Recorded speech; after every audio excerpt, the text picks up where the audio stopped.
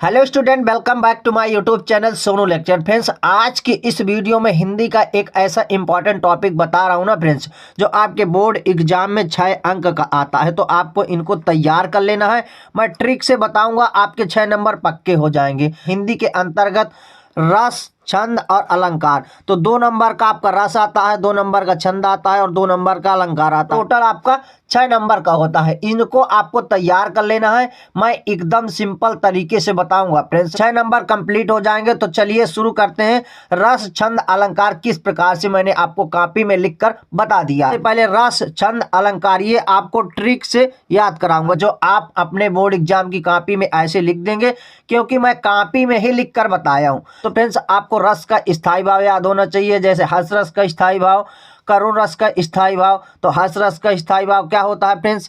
हर्ष रस का स्थायी भाव हास होता है, इसको आपको लिख लेना है, इसका हास होता है। और करुण रस का स्थायी भाव फ्रेंड्स ये शोक होता है, ये आपको लिख देना है। इतना आपने लिख दिया। इसके बाद फ्रेंड्स आपको हास रस की परिभाषा लिख देना है। जैसे यहाँ पर लिखा हुआ है कि हास रस का स्थायी भाव हास होता है जब हस नामक स्थायी भाव विभाव, अनुभाव, संचारी भावों से सहयोग करता है, तो वहां पर हास्य रस की उत्पत्ति होती है, यह हास्य रस होता है। इतना आपको सिंपल सी परिभाषा लिख देना है फ्रेंड्स, क्योंकि इतना आप लिख देते हैं ना, तो आपके कंफर्म है कि 2 नंबर नहीं कटने वाले। तो चलिए यहाँ पर मैं इसका उदाहरण आपको बता देता हूँ। हाथी जैसा देह, गाड़े जैसी खाल, तरबूजे सी खोपड़ी, खरबूजे से गाल, ये उदाहरण है और ये हास्य रस की परिभाषा है। तो इतना आपको लिख देना है सिंपल से, जैसे मैं आपको ये बोर्ड एग्जाम की कॉपी में लिख कर है बता रहा हूँ फ्रेंड्स। इनको आपको तैयार कर लेना है और एक पेज में इतना आपको लिख देना है, हास्य रस की परिभाषा और उसका उदाहरण। अब आते हैं नेक्स्ट पेज में फ्रेंड्स, जो मैं आपको लिख कर बता दिया हूँ। तो इसके बाद है फ्रेंड्स आपका करुण रस।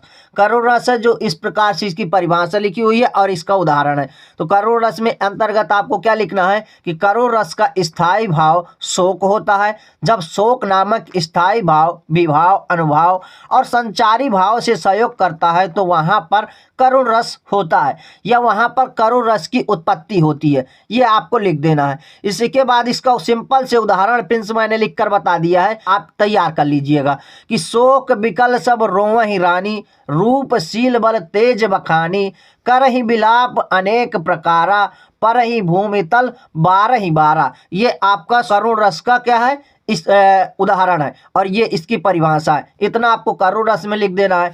इसके बाद आता है आपका वीर रस फ्रेंड्स, जो कुछ इस प्रकार से है। तो वीर रस में आपको इसकी परिभाषा लिख देना है कि वीर रस का स्थायी भाव उत्साह होता है जब उत्साह नामक स्थायी भाव विभाव, अनुभाव और संचारी भाव से सहयोग करता है, तो वीर रस की उत्पत्ति होती है, यह वहां पर वीर रस होता है। तो वीर रस का उदाहरण फ्रेंड्स कुछ इस प्रकार से मैंने लिख कर बता दिया है, जिसे आप देख लेंगे कि बुंदेले हर बोलों के मुख हमने सुनी कहानी थी, खूब लड़ी मर्दानी वो तो झांसी वाली रानी थी। ये सिंपल से उदाहरण फ्रेंड्स मैं बताया हूं। अगर आप ये उदाहरण नहीं तैयार कर पाएंगे तो बच्चों आपको कोई भी उदाहरण नहीं तैयार होगा।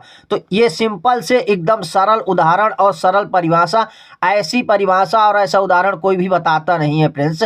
बिल्कुल शॉर्ट में और एकदम सरल तरीके से मैंने बताया है। आपके इतने ही रस आते हैं, जैसे यहाँ पर ये करुण रस हो गया, वीर रस हो गया, और यहाँ मैंने आपको बता दिया है क्या, हास रस। तो ये 3 रस आपको तैयार कर लेना है, बोर्ड एग्जाम में यही आने वाले हैं। इसके बाद आता है आपका फ्रेंड्स अनुप्रास अलंकार। तो आपने क्या तैयार कर लिया, रस तैयार कर लिया। अब रस के बाद आपको अलंकार तैयार करना है। तो चलिए मैं इस प्रकार से आपको अलंकार भी बता देता हूं।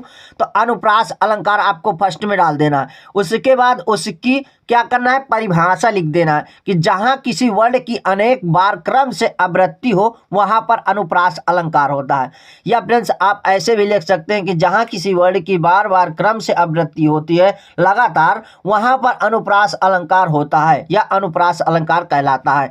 ये आपका अनुप्रास अलंकार की परिभाषा हो गई। इसके बाद इसका उदाहरण कुछ इस प्रकार से है कि तरनी तनुजा तट तमल तरवर बहु छाए। तो फ्रेंड्स यहाँ पर देखिए ता कई बार आया हुआ है और वो भी क्रम से आया हुआ है, इसलिए आपका यहाँ पर क्या है, अनुप्रास अलंकार है। ये आपको तैयार कर लेना है। इसके बाद फ्रेंड्स आपका आता है यमक अलंकार। यमक अलंकार की परिभाषा आपको देख लेना, इतनी शॉर्ट में है, इतना आपको लिखना है, इससे आगे कुछ भी नहीं लिखना।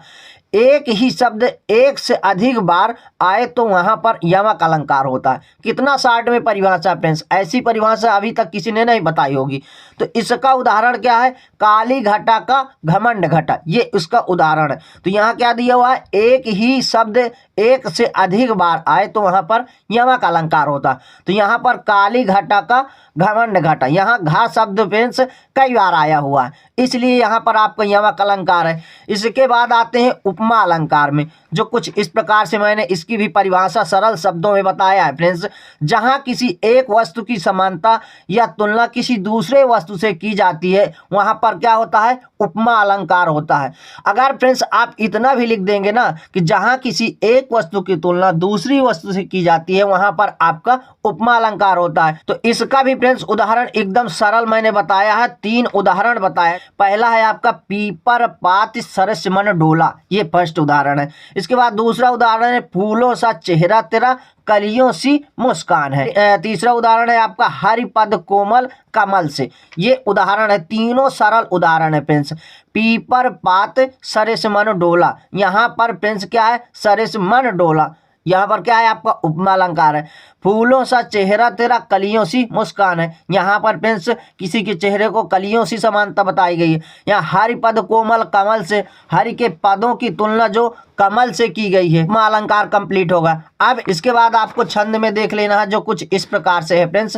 तो सबसे पहला है आपका दोहा छंद। दोहा छंद क्या होता है, इसकी परिभाषा आपको तैयार कर लेना है।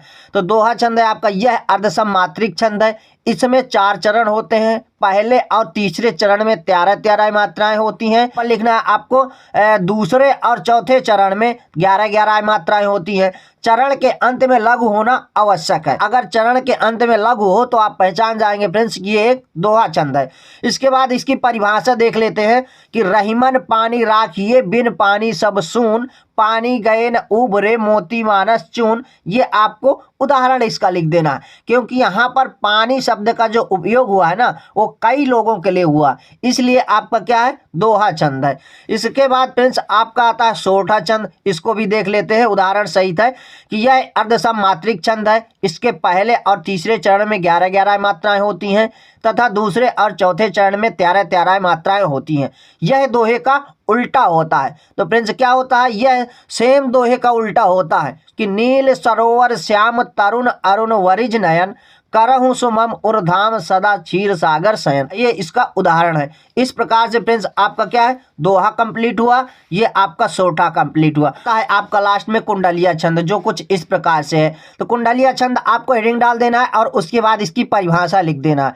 यह एक विषम मात्रिक छंद है। इसमें 6 चरण होते हैं। पहले 2 चरण दोहा के, पहले 2 चरण दोहा के और बाद के 2 चरण रोला के होते हैं। प्रत्येक चरण में 24 मात्राएं होती हैं। मात्राओं का क्रम पहले 2 चरणों में 13 तथा बाद के 4 चरणों में 11 का होता है। जिस शब्द से छंद का आरंभ होता है उसी शब्द से छंद का अंत होता है।